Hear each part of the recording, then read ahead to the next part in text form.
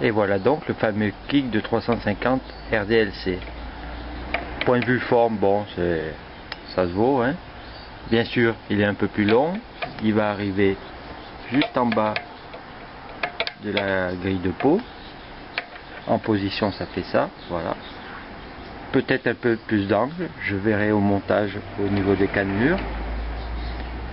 Par contre, point de vue des ports, il a pratiquement la même forme que l'autre.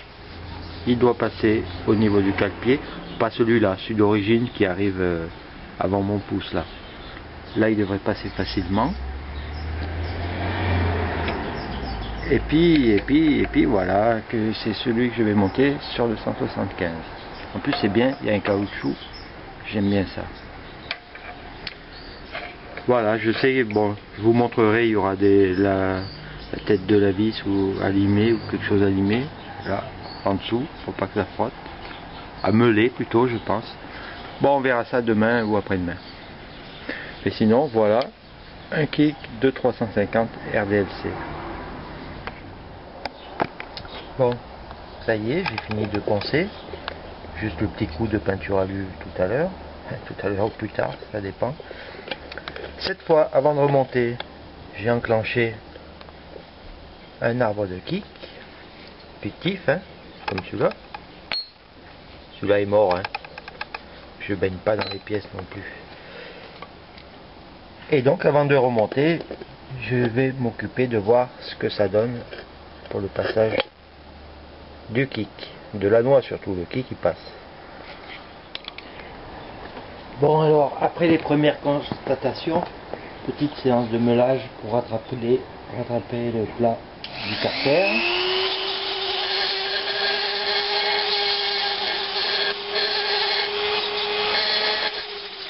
Pas bien évident, hein.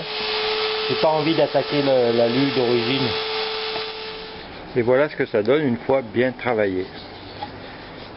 Vous voyez qu'il y a à peu près le plat, sauf la petite bosse, mais je la laisse.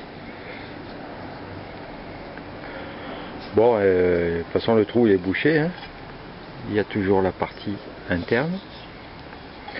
Et si le kick ne vient pas toucher, jamais, eh ben, il n'y aura pas de souci. C'est très, très dur, hein. Il faut vraiment une meule pour lever ce blanc. Et bon, ça devrait rouler comme ça. Je fais des essais avant de monter quand même. Alors, la bonne position étant à peu près celle-là. Voilà, ici il y a presque 1 cm, mais ça me va.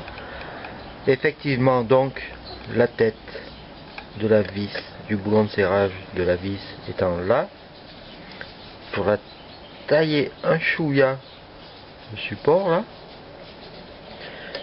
et évidemment la tête hexagonale. Aïe. Sur une seule facette, hein. La facette qui va contre le carter. Donc taillé comme ça, hein, ça c'est pas compliqué. Ensuite à l'ouverture,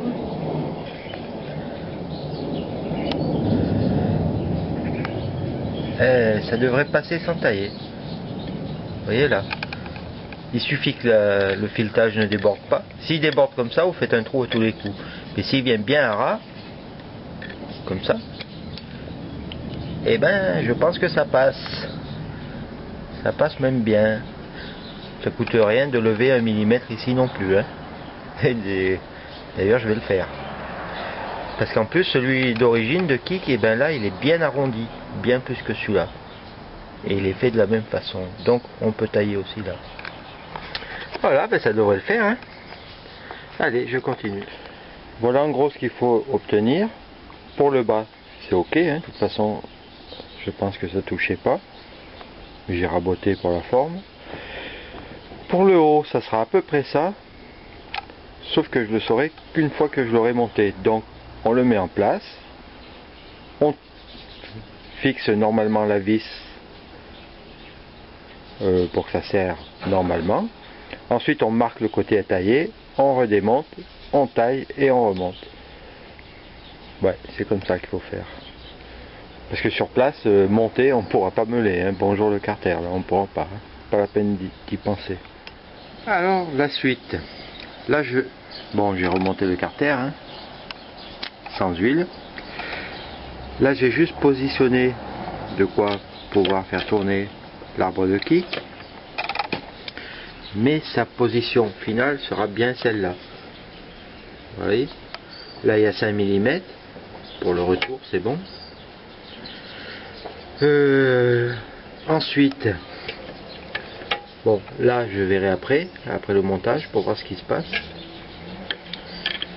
Sinon après pour kicker, et ben vous voyez que ça passe largement, c'est à 1 cm tout au long du parcours du kick.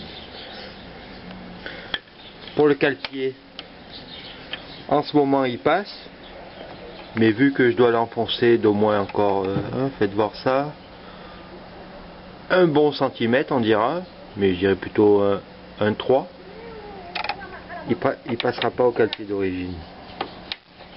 Par contre il passe à la béquille largement si on fait attention aux pieds. Il passe bien. Et en plus je suis sur des cales. Voilà, donc je vais bien calculer ça pour pas avoir à le démonter après l'avoir mis. Et je pense que ça devrait aller du premier coup. À tout à l'heure. Voilà, le kick est à sa place.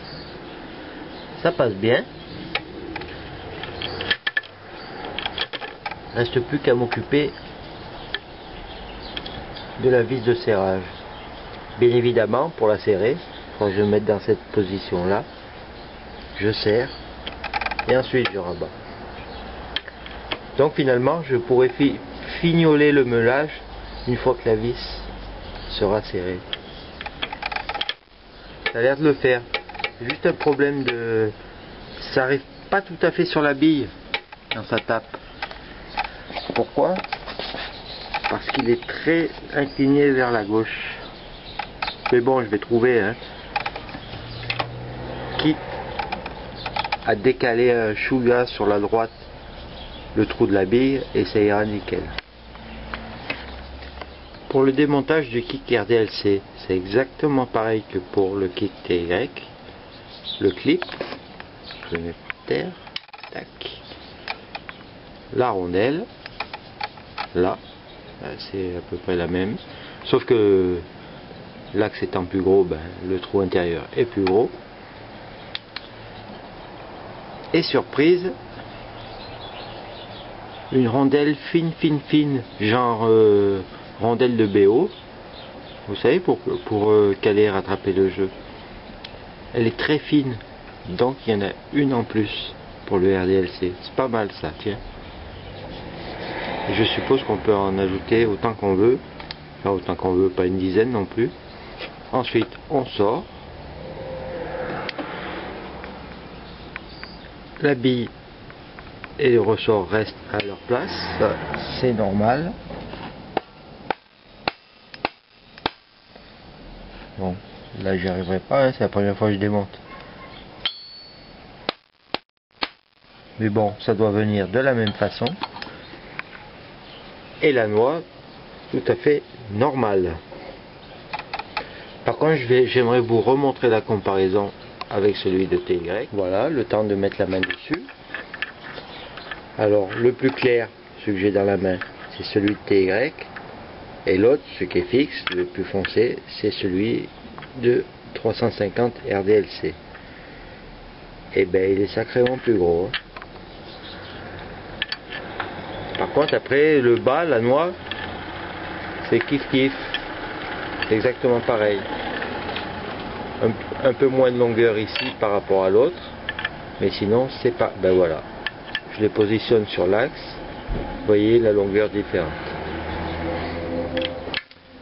Bon, je vais graisser ça, puis remonter simplement. Hein. Et puis c'est bon.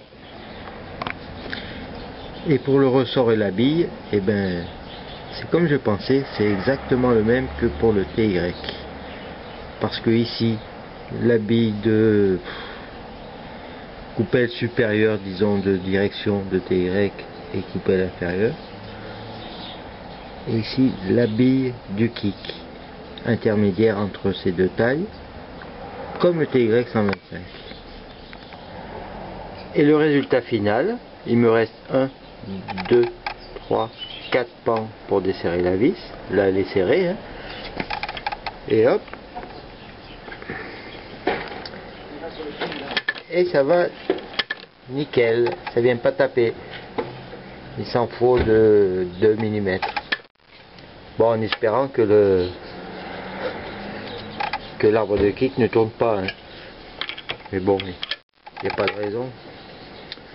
Et ben voilà, c'est comme ça que ça se passe. Et tiens, tant que j'y suis, tiens, voilà pourquoi il est plus costaud. Là, une noix TY 125. On verra mieux comme ça peut-être. Une noix TY 125 à droite et 350 RDLC à gauche. Sacrément tout costaud là, hein.